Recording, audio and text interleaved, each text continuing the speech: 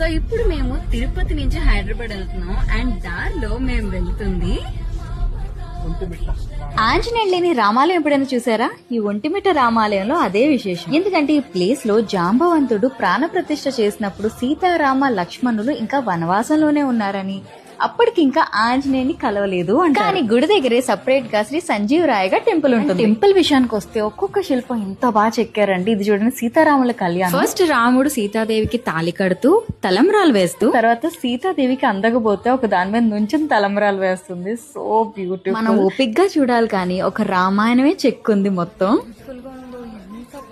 ఈ temple 16th సెంచరీలో కట్టారు and Sriram నవమికి అయితే 9 days ఘనంగా చేస్తారు. ఇంకో విషయం ఏంటంటే ఇక్కడ కనిపిస్తున్న సీతారామ లక్ష్మణ మూర్తులు ఏకశిలపై చెక్కారు. ఈ రోజున సీతారాముల దర్శనం అయితే చాలా బాగా జరిగింది అండ్ దేవుడి దగ్గర ఉన్న మాల కూడా ఇచ్చారు. ఇది చూడండి, ఇటు నుంచి చూస్తే ఏనుగు అండ్ ఇటు నుంచి చూస్తే ఎద్దు ఒకే తలను పంచు